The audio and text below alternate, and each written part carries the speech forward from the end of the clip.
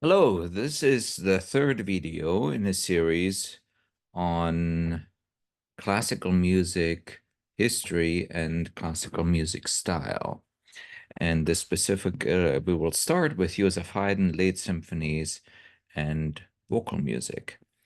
In 1779, Haydn signed a new contract with Nikolaus Esterházy, which freed the composer from his prior obligation to compose solely for the prince. Consequently, he began to sell his music to publishers in major European cities. Alongside some handsome fees, his growing fame brought him remunerative commissions. Difficult to pronounce. All right, the Paris Symphonies. This is a set of 6 symphonies by Haydn, numbers 82 through 87. And it was commissioned, the set was commissioned in 1785 by the amateur orchestra of the Loge Olympique, a Freemason society in Paris.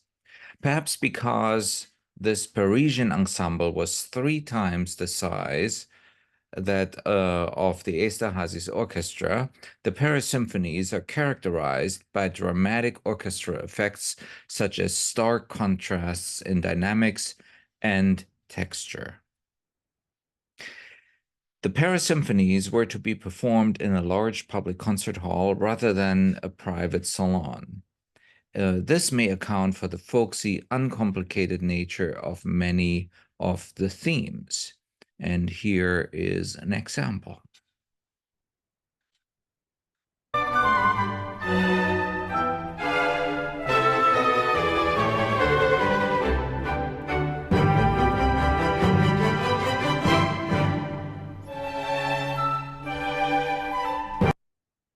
Sorry, I really wanted to start this from the beginning. So let me restart this.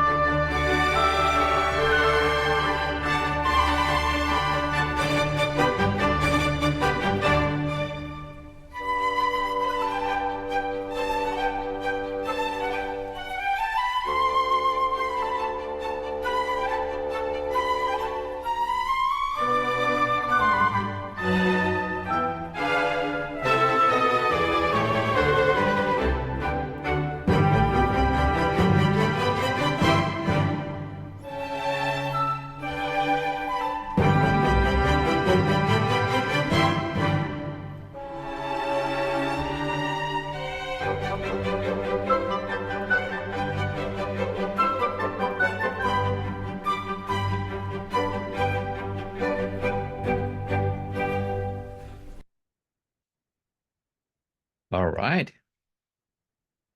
The London Symphonies.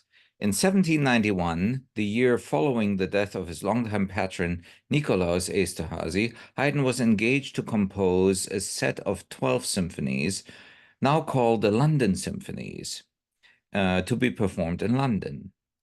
He did so between the years of 1791 and 1795, and thanks to his activities in London, Haydn achieved financial security for life.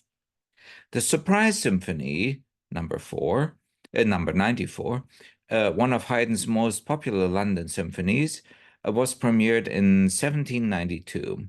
Both the name and fame of the symphony come from its second movement, designed, according to Haydn himself, I quote, to surprise the public, end of quote, and even, quote, to shock the sleepers, end of quote. And here you see part of the theme, and we will listen to some. You can always stop the video if you want to study the musical examples in more detail. Here's the example. You've got too much on your plate to worry about what to put on it next. That's where we come in.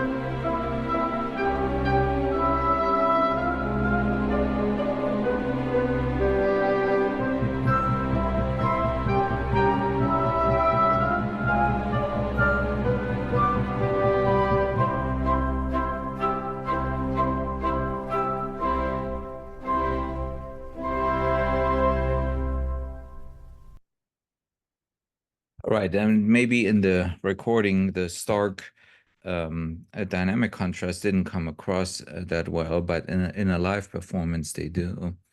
Anyways, vocal music. Haydn had first studied the music and liturgy of the Catholic Church as a choir boy at the Cathedral of St. Stephen during the 1740s. Like Mozart and Beethoven, he turned to sacred music late in his life. Masses. In 1795, Haydn was commissioned to compose a new polyphonic mass every year for Maria Esterhazy, the wife of the prince. The 6 masses that resulted are large-scale works requiring full orchestra and chorus with soloists. And here is an excerpt of an example. The harmony mass.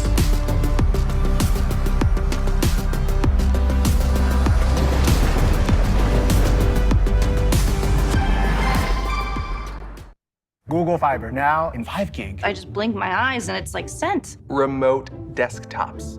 Sorry about this.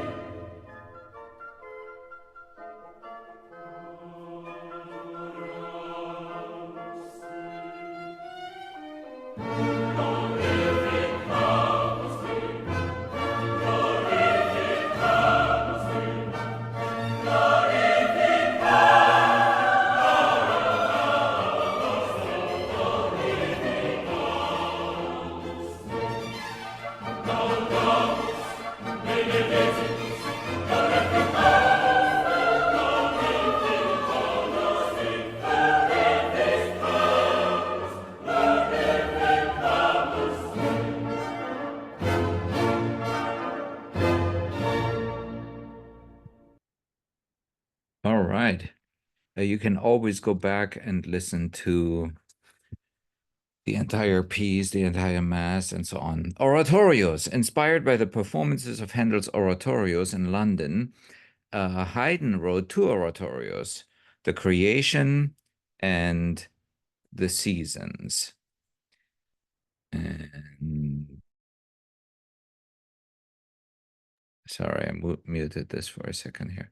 Okay, The Creation, composed between 1796 and 1798. This oratorio recounts the story of the creation of the world as told in the book of Genesis. Each of the 3 parts of the creation ends with a rousing chorus in which the multitudes proclaim the glory of God. And here's an example. You can pause the video if you want to look at it in more detail, but here comes the example.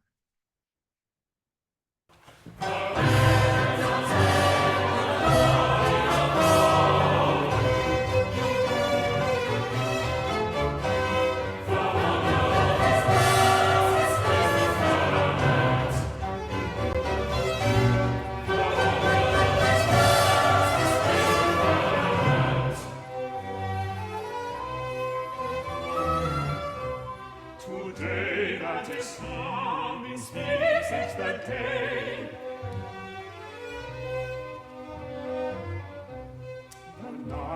that is gone to following night, the night that is gone to following night.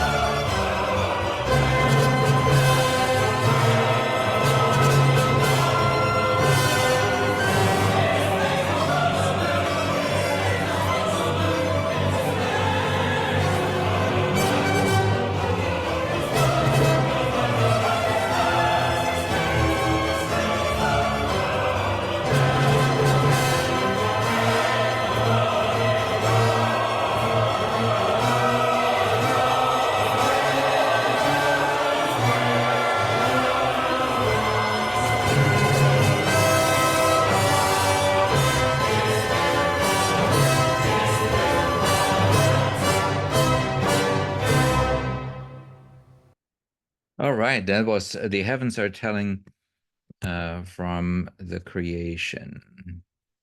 Because of his declining health, Haydn's productivity diminished and finally ended in 1803. Haydn died in 1809, a little over a year after his farewell concert in which Antonio Salieri conducted The Creation.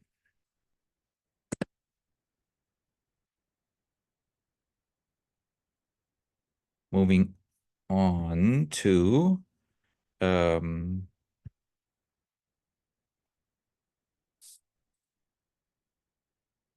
second.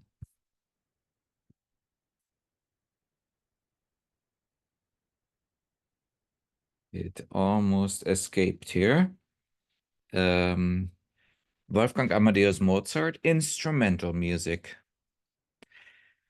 A little bit about his life. Born in Salzburg in 1756. So Salzburg is in Austria. Wolfgang Amadeus Mozart showed extraordinary musical talent in early childhood. With his father Leopold, a composer and well-known violin teacher, the young Wunderkind undertook 2 multi-year show tours around the major capitals of Europe and main cities in Italy. Consequently, already at an early age, Mozart had a chance to absorb a wealth of musical styles. In the 1770s, Mozart worked as a violinist and organist for the Archbishop of his native Salzburg, a position that brought him little respect and risible compensation.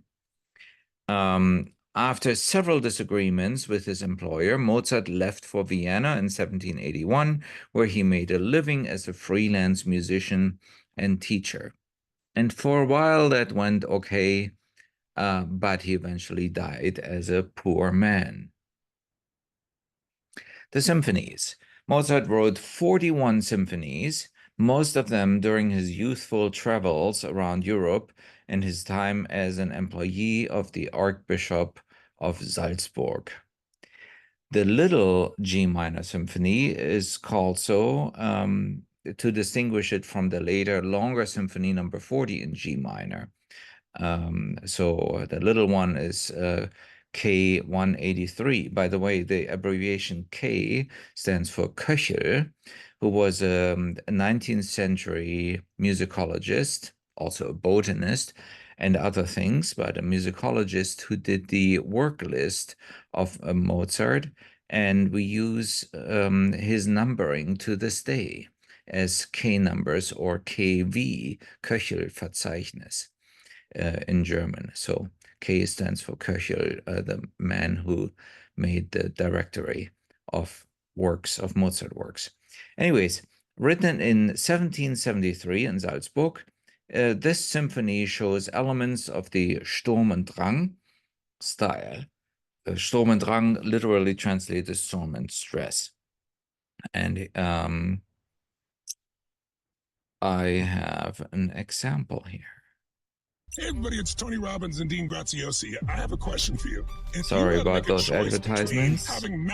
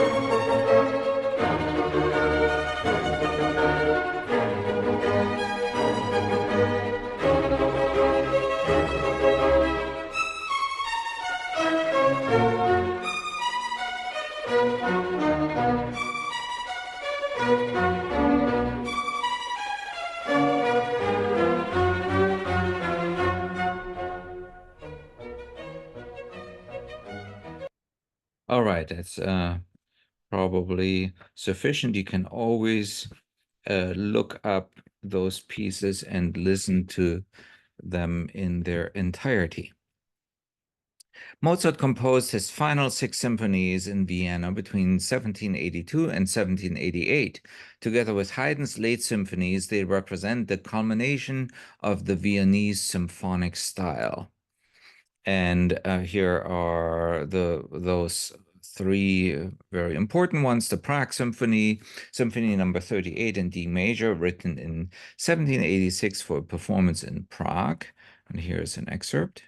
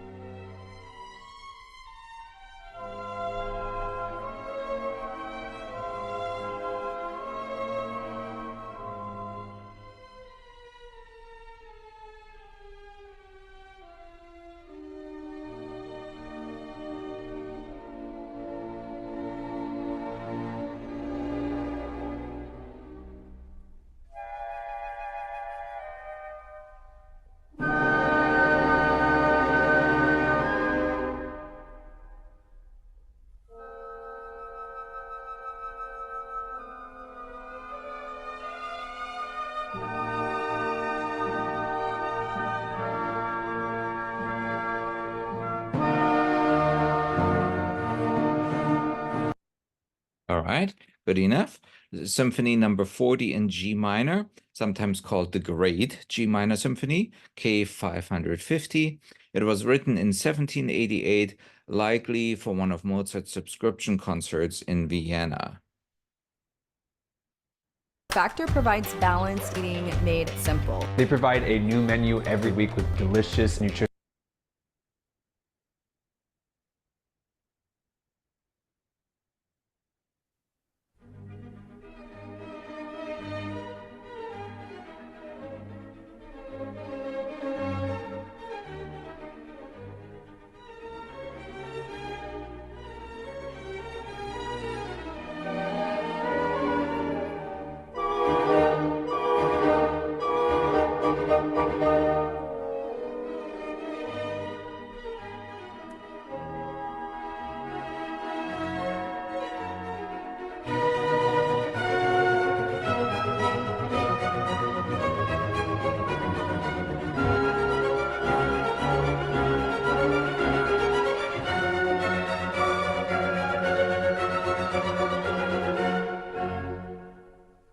All right, very likely you have heard this because it's one of the most famous of Mozart symphonies.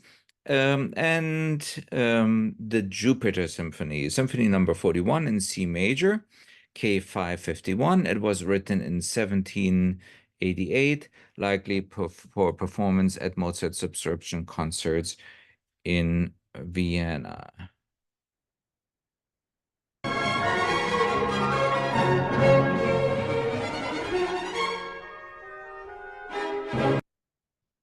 Sorry.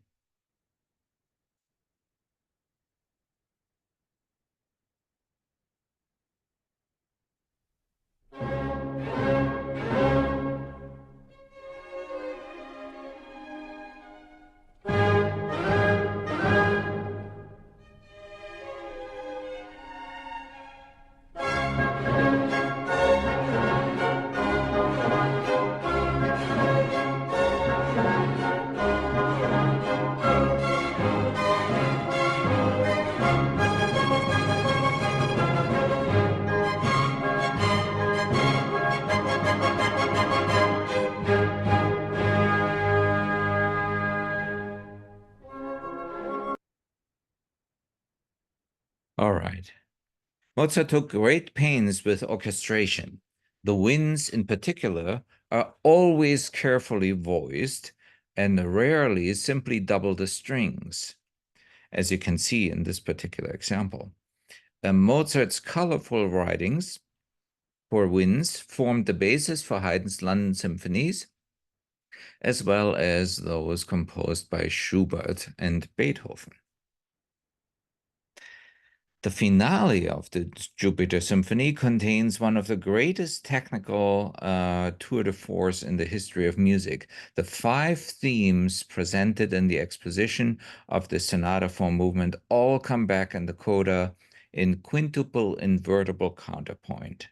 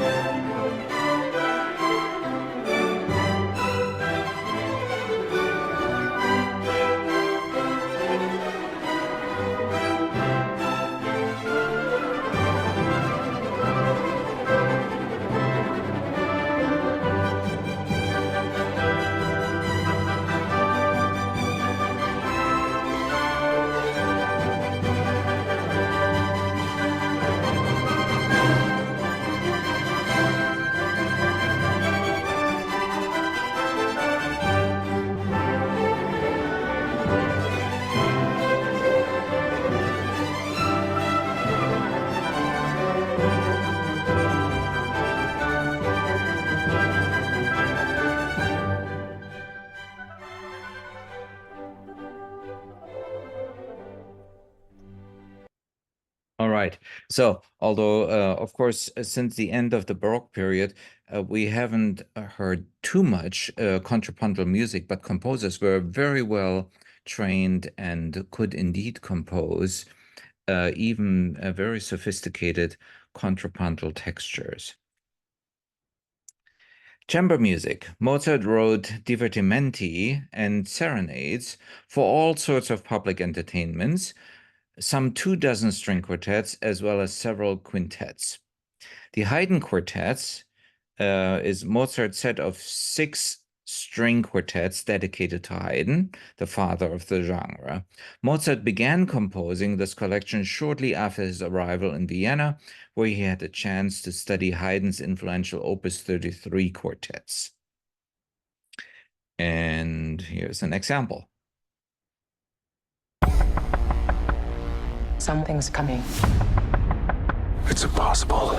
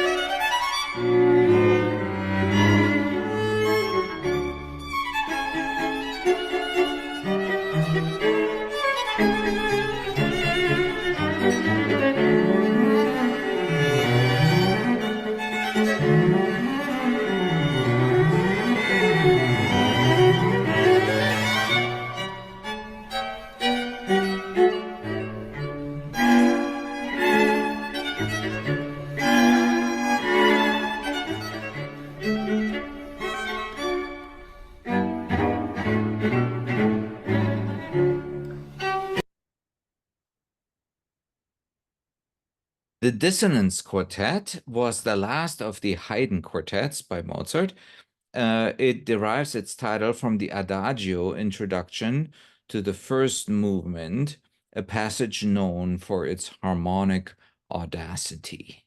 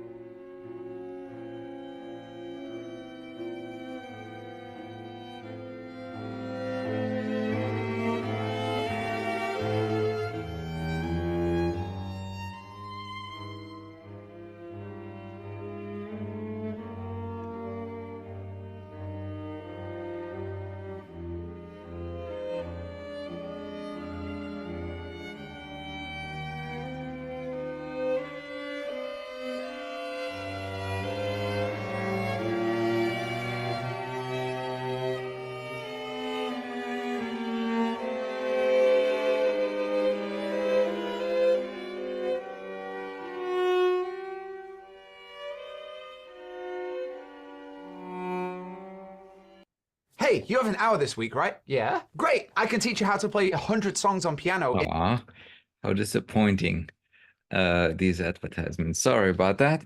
Anyways, you can listen to the rest of it on your own. Piano and violin sonatas. Mozart wrote 18 sonatas for solo piano and 28 sonatas for piano and violin. Throughout the 18th century, most sonatas were directed towards amateur performers, many of them women. Mozart also wrote easy sonatas characterized by tuneful, symmetrical melodies and simple accompaniment patterns for the left hand. And this is one example, and we will listen to the beginning. I'm sure you will recognize it.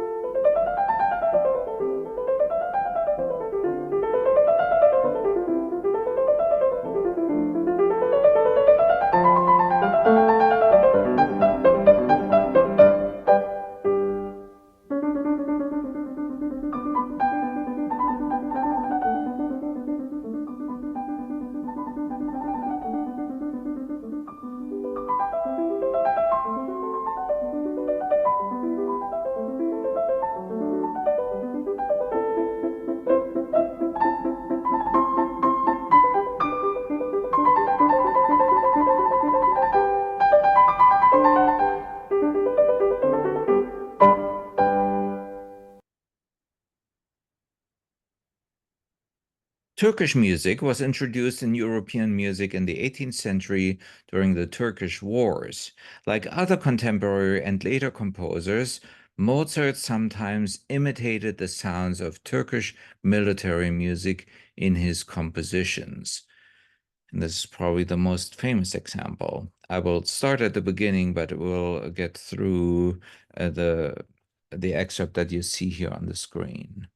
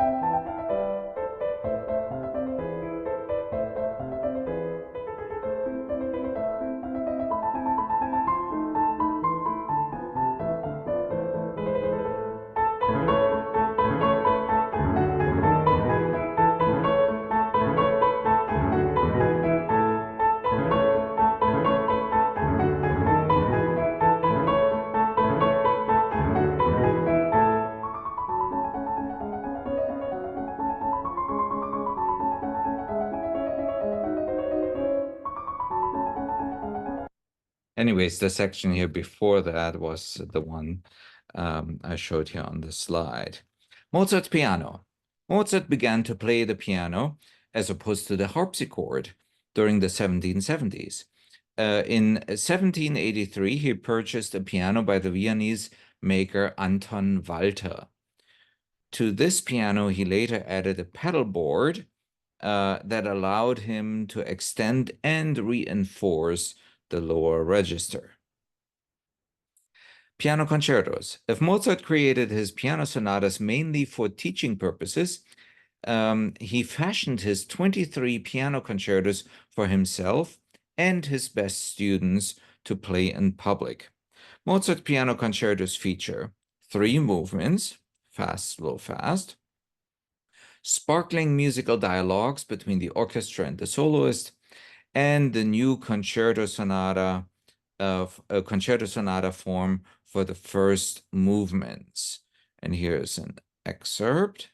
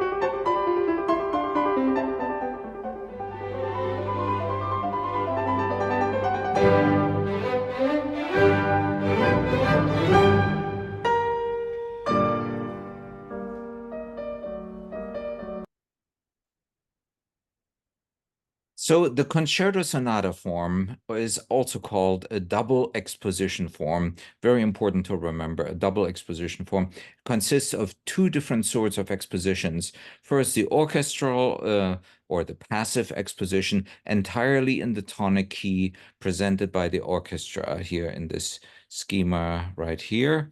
And then this solo exposition or active exposition by the soloist and orchestra that provides the modulation in the bridge, here the transition, to the secondary key area, and then the second theme and closing material are in that new key, and then it continues just like other movements or other genres in sonata form, but a double exposition, so the orchestra exposition first and then the actual exposition, which includes the solo instrument plus orchestra.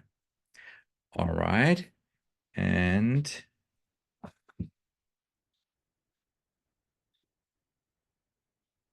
finally, Wolfgang Amadeus Mozart, vocal music. Mozart was fascinated by the magic of the theater. In all, he composed 20 operas.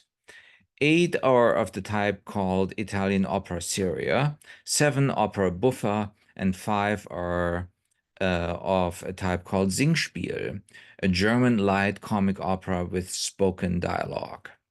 During his mature period in Vienna, Mozart composed 3 masterpieces: La Nozze di Figaro, 1786, Don Giovanni, 1787, and Così fan tutte, 1790. Each is an opera buffa, but each has a serious tone. The librettist for all 3 was Lorenzo da Ponte. Lorenzo da Ponte, 1749 through 1838, was born of an Italian Jewish family, but became a Catholic priest. As part of his training in a Catholic seminary, da Ponte became an expert in classical languages and Italian poetry. In the 1780s, he served as the official librettist for the Emperor Joseph II in Vienna. And after Mozart's death, da Ponte fortunes declined, and he made his way to London and then to the United States, where he became the first professor of Italian at Columbia University. La Nozze di Figaro, or The Marriage of Figaro, is based on a play by French playwright Pierre Beaumarchais, 1732 through 1799. In it, an honest manservant, Figaro, outwits a philandering, mostly dishonest nobleman, Count Almaviva.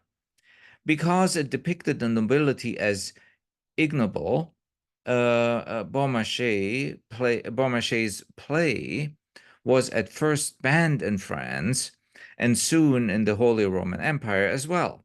Mozart and da Ponte toned down the anti-aristocratic element of the play, and Emperor Joseph II allowed them to present the subject as an opera. The title character in La Nozze di Figaro is Figaro, manservant to Count Almaviva. The stalwart but sometimes conniving Figaro spends most of the opera trying to outwit the Count. In his aria, Se vuol ballare, if you want to dance, Figaro declares that if the Count chooses to fool around, he, Figaro, will call the tune. Here we go! Heads in takeoff mode! Let's fly!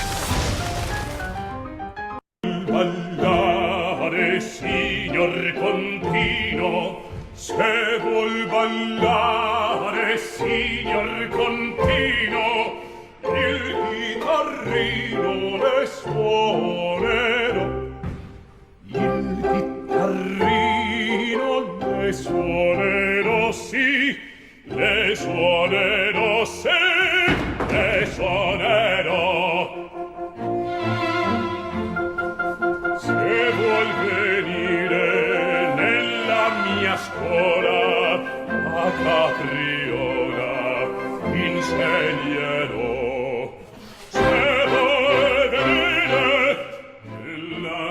scuola la Capriona insegnerò sì, insegnerò sì, insegnerò. Saprò, saprò, saprò, saprò, saprò, ma piano, piano, piano. E ogni arrecano dissimulando scoprir potrò. L'arte schermendo, l'arte adoprando, dico pungendo, di là scherzando, tutte le macchine rovescerò, rovescerò. L'arte schermendo, l'arte adoprando, dico pungendo, di là scherzando, tutte le macchine rovescerò, tutte le macchine rovescerò, tutte le macchine rovescerò, rovescerò, rovescerò. Se vuol ballare, signor continuo, se vuol ballare, signor continuo, il chitarrino le suonerò, il chitarrino le suonerò, sì, le suonerò, sì, le suonerò.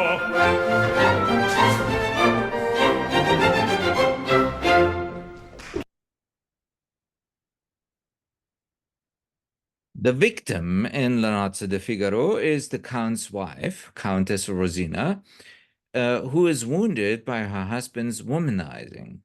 Mozart shows her constancy and noble stature in the aria Porgi Amor, Bring Love, as he assigns the Countess long, graceful vocal lines. In general, there are few da capo arias and little in the way of showy coloratura singing in La Nozze di Figaro. So here is Porgi Amor.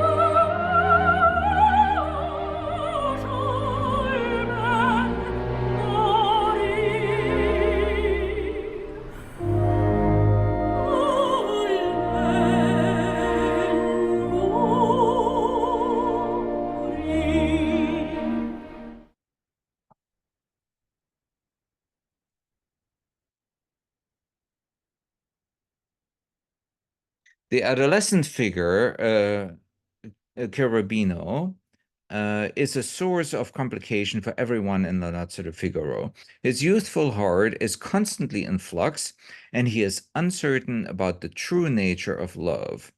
In his deceptively simple aria, Voi che sapete, you ladies who know, he asks the ladies of the court to tell him about love.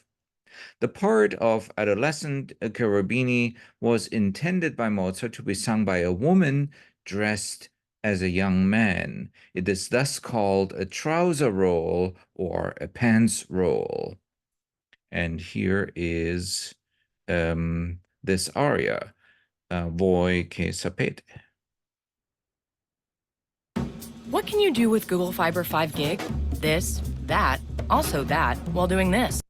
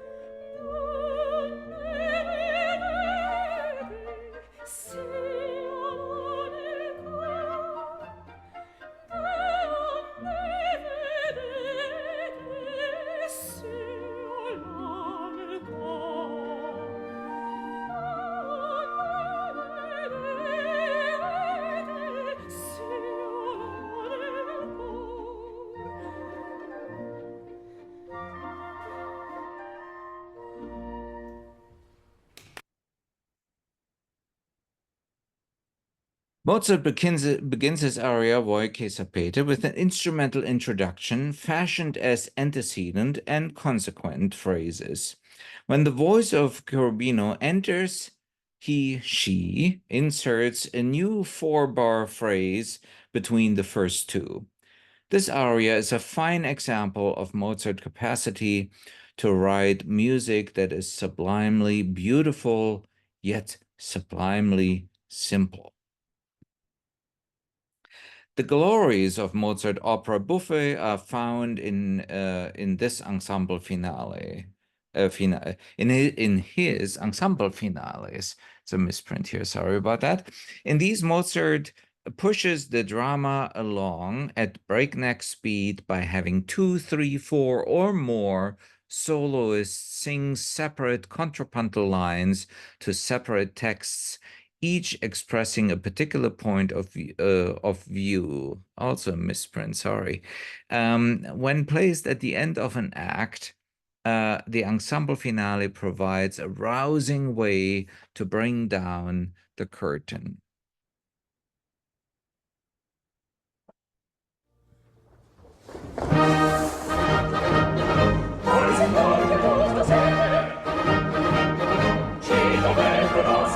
Son venuti a visitarmi, io vi sento suonar. Son pettori di tre fatti, cosa mai vengono a far, cosa mai vengono a far. Gli anziani senza schiammazzi, dico ognuno quel che gli par, dico ognuno quel che gli par. Un impegno nuziale ha, stui con me contratto, e facendo quel contratto deve me cui effettuar. Come? Allora, silenzio, silenzio, silenzio. Io son qui per giudicar. Io da lei scelto avvocato, vengo a far le sue difese, le legittime pretese, qui vengo a palesare. Allora, silenzio, silenzio, silenzio. Io son qui per giudicar. Io come a mal modo compito, vengo qui per testimone, te prometto matrimonio con prestando di danare. Allora, silenzio, lo vedremo. Il contratto leggeremo. Tutto in ordine devi andare.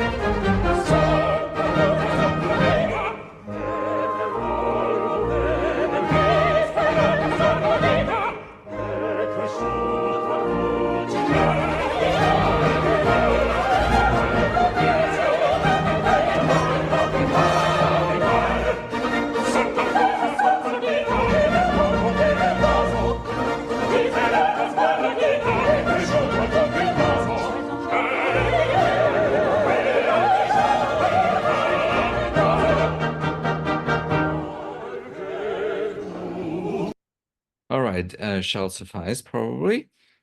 During the final years of his life, Mozart composed a conventional opera seria, La Clemenza di Tito, for the crowning of Emperor Leopold II in Prague as King of Bohemia, as well as a very unconventional Singspiel, Die Zauberflöte, for a suburban theater in Vienna.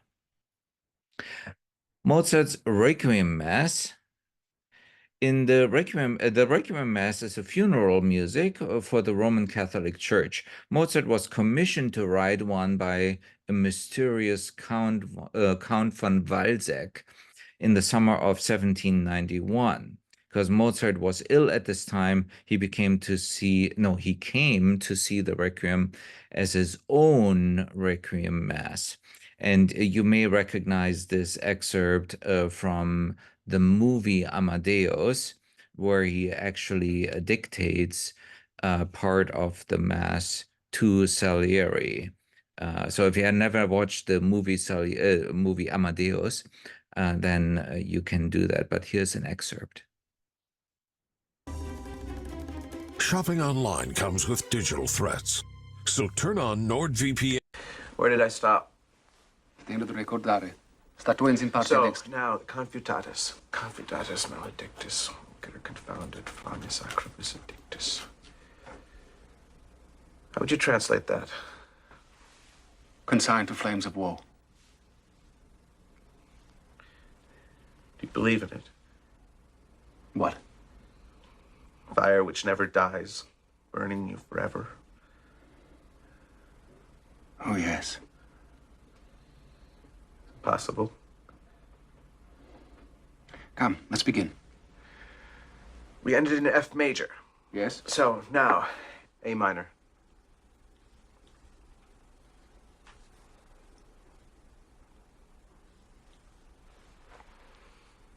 A minor.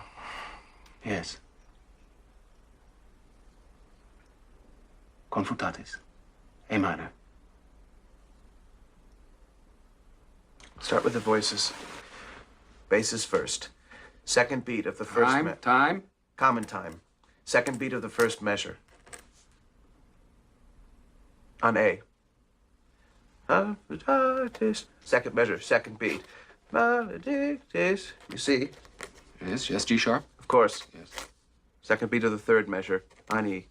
Famis acribus addictis. Rest. Maledictis, famis acribus addictis. Do you have me? I think so. Show me.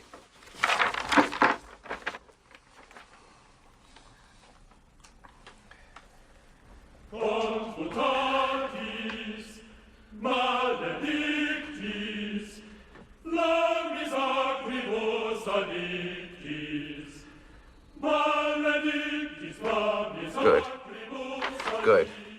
Now the tenors. Fourth beat of the first measure on C. Confutatis. Second measure, fourth beat. D. Maledictis. All right. Yes, continue. Second beat of the fourth measure on F. Flammis acribus addictis. Flammis acribus addictis. Now the orchestra. Second bassoon and bass trombones with the basses. Identical notes and rhythm. First bassoon, tenor trombones with the tenors.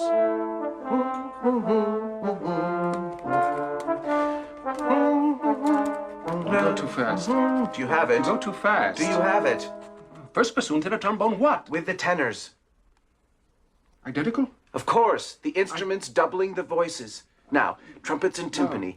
Trumpets in D. No. Listen to me. I don't understand. Listen. Trumpets in D. Tonic and dominant. First and third beats. It goes with the harmony.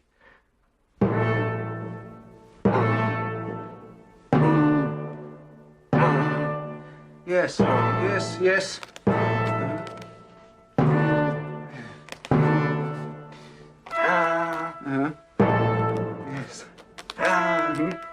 Yes, I understand. Yes. And that's all. No, not for the real fire. Strings in unison. Ostinato on A, like this. Next measure's rising. Do you have it? Yes, I Show think me. so.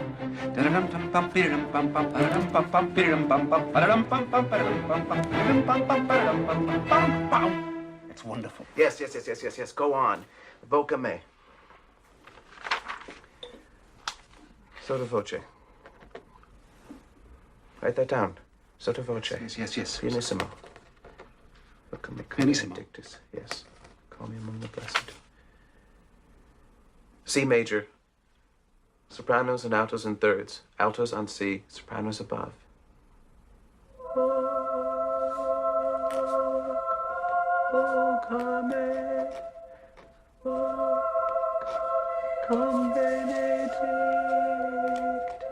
Sopranos up to F on the second voca? Yes. Yes. And on dictus. Yes. And underneath, just violins, arpeggios.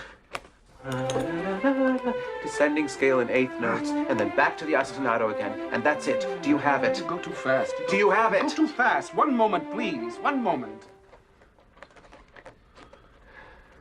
Yes. Good. Show me the whole thing from the beginning.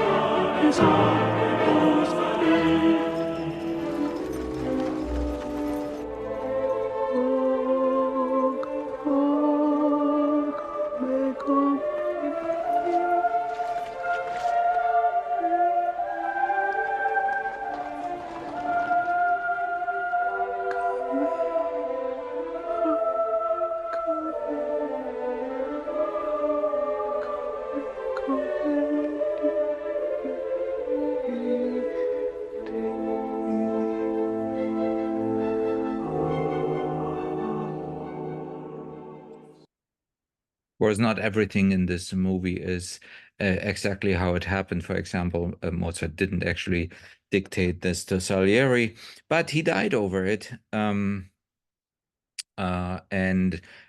also the movie very well shows his work style and how he could actually just imagine the music, just had to write it down, which was the longest part, even if somebody would write very, very quickly.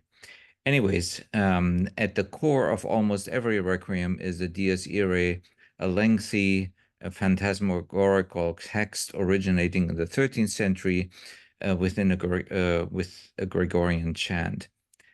The Dies Irae speaks of the pain and torment of hell and the day of judgment.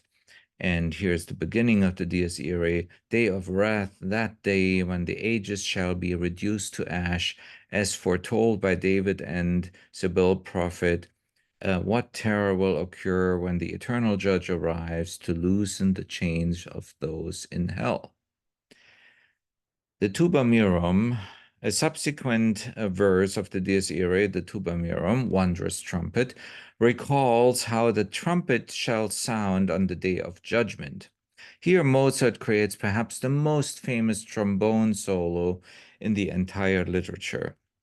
In the history of orchestral writing in opera, the sound of the trombone had frequently been associated with those of hell.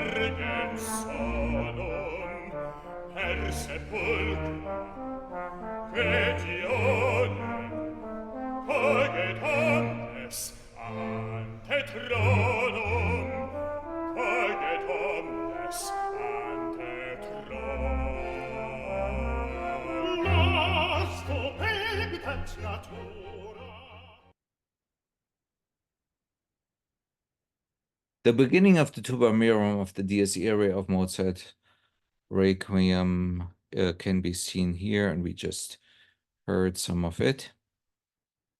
The Confutatis, perhaps the most graphic moment in Mozart's Requiem is found in the Confutatis of the Dies Irae. Here Mozart creates music that reflects the contrast between the hellish cries of the damned, Confutatis meaning those confounded, against the heavenly sounds of the elect, Benedictus, those blessed. And we saw that in the excerpt. The Lacrimosa Dies Illa. The Dies Irae concludes with the text Lacrimosa Dies Illa, that day of tears and mourning. For this, Mozart creates a musical funeral procession in the midst of which he makes a remarkable musical gesture. The soprano line ascends in a mostly chromatic scale for more than an octave, like the just man or woman rising from the ashes of hell. You were made for adventures on the high seas. We were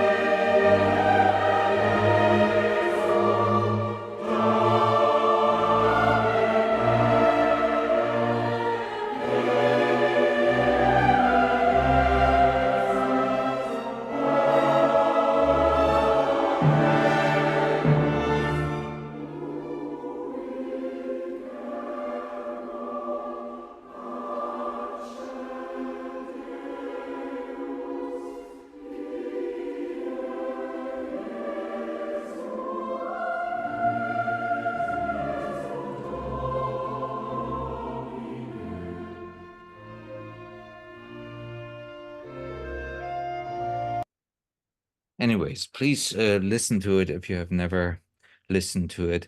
The portion of the Lacrimosa Dies Illa in which the just soul arises to be judged.